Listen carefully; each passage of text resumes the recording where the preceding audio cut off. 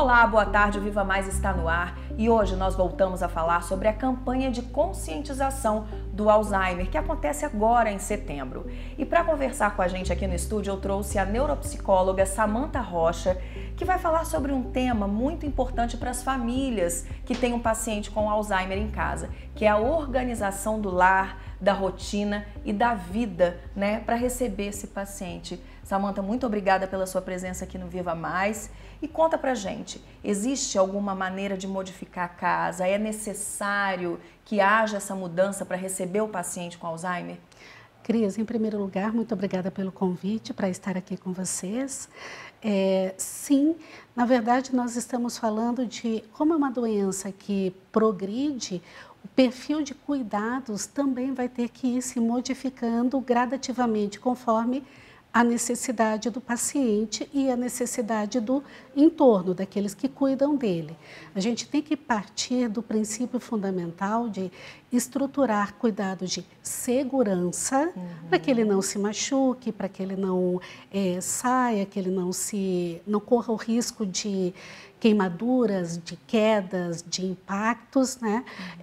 A estruturação de uma rotina é extremamente importante e também cuidados de monitoramento, né?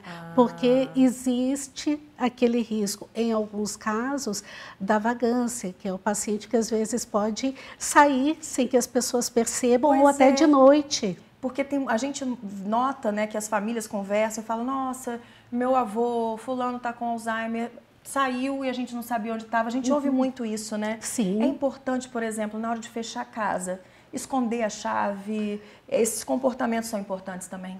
Eles são. Inclusive, você pode ter o cuidado de trancar as portas da casa. Nunca vai trancar um paciente num quarto. Ele tem que estar dentro desse ambiente da casa, onde ele tem acesso a outras pessoas, tá, Cris?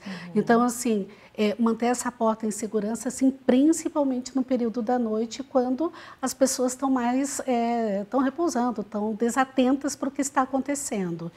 Outra coisa muito importante, porque eles às vezes levantam de madrugada, é você ter sensores luminosos em casa, principalmente no quarto, para que ele possa ir no banheiro, voltar, para ele não se sentir perdido e desorientado enquanto ele estiver no período da noite ou da madrugada, dando aquela levantada. Né? Você falou também sobre tecnologia, né? Os rastreadores, enfim, as tags são utilizadas nesse caso também, é bom usar, né?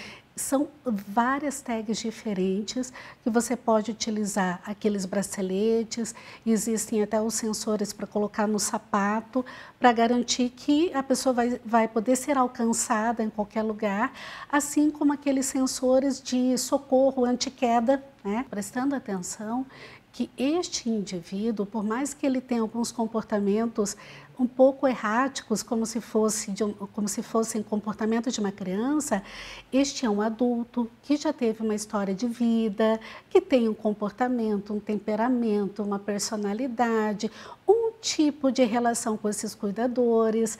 Então, a maneira como isso deve ser conduzido tem que ser da maneira mais pacífica possível. Samantha, muito obrigada pelas informações, são importantíssimas. E no próximo bloco você fica aí porque a gente continua falando sobre o assunto.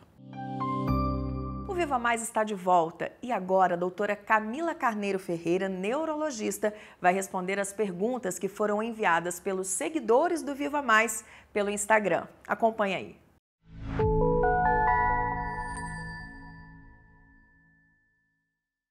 Doutora Camila, o que é o Alzheimer? O Alzheimer é uma doença neurodegenerativa, isso quer dizer que a gente vai perdendo algumas funções cognitivas com o tempo, né? E acontece basicamente por a deposição de algumas proteínas no cérebro. Essas proteínas elas não conseguem ser filtradas, e elas vão se acumulando e vão aparecendo sintomas da doença de Alzheimer. Eu sou muito esquecido, isso pode ser Alzheimer? Olha, isso pode ser Alzheimer, mas vai depender da sua idade, de alguns outros fatores, tá? Se você é muito jovem, a chance disso ser Alzheimer é bem, assim, mínima, né?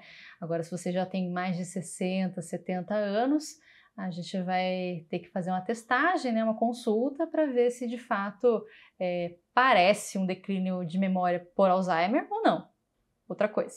Meu pai tem Alzheimer, isso quer dizer que eu também terei? Provavelmente não, tá? Não é tão determinante assim. O fato do teu pai ter Alzheimer provavelmente tem vários fatores aí interagindo. E se ele teve Alzheimer com diagnóstico depois dos 60, 70 anos, a chance é menor ainda disso impactar muito no risco de você ter Alzheimer, né? A doença de Alzheimer não é uma doença assim que passa de pai para filho dessa forma assim, não é tão determinante. Então a resposta para isso é não, né? Depende de outros fatores. Alzheimer tem cura? Alzheimer atualmente não tem cura, né? A doença de Alzheimer atualmente tem tratamento e o tratamento está avançando no sentido da gente conhecer melhor essa doença também e quem sabe no futuro encontrar a cura para ela. Doutora, eu ouvi dizer que a surdez, o ronco tem a ver com Alzheimer, pode provocar Alzheimer. É verdade isso? Isso tem um fundo de verdade, assim, né? Não é totalmente, mas com certeza são fatores de risco que contribuem muito, né, para o surgimento da doença de Alzheimer. Muitas vezes negligenciados, né? São coisas que as pessoas às vezes acham que não vai levar a nada, né? Não tem problema nenhum a pessoa roncar ou não ouvir direito, né?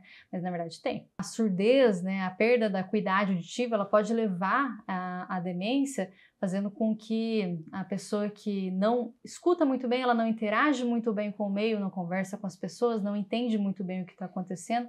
Algumas vias neuronais, elas vão se desligando, né? E essa pessoa ela acaba ficando mais predisposta a desenvolver a doença de Alzheimer. Então o ronco, por sua vez, né, é um fator de risco para desenvolver algumas formas de demência, porque ele é fator de risco também para aumentar o risco cardiovascular. Pessoas que roncam normalmente têm mais hipertensão, têm mais sobrepeso, obesidade, mais diabetes, aumenta o risco de ter AVC, micro AVCs, e isso como um todo aumenta a chance da pessoa ter qualquer forma de demência.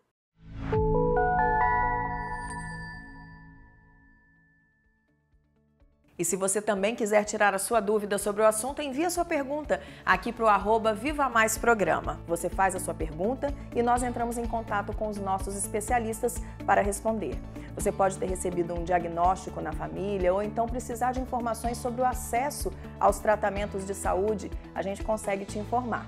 O Viva Mais de hoje fica aqui e eu te espero no próximo programa. Até lá! Viva Mais! Toda segunda, quarta e sexta, às 14h20, aqui na Band. Novos tratamentos, medicamentos, pergunte ao médico, novidades e muito mais. É aqui na Band. Viva Mais!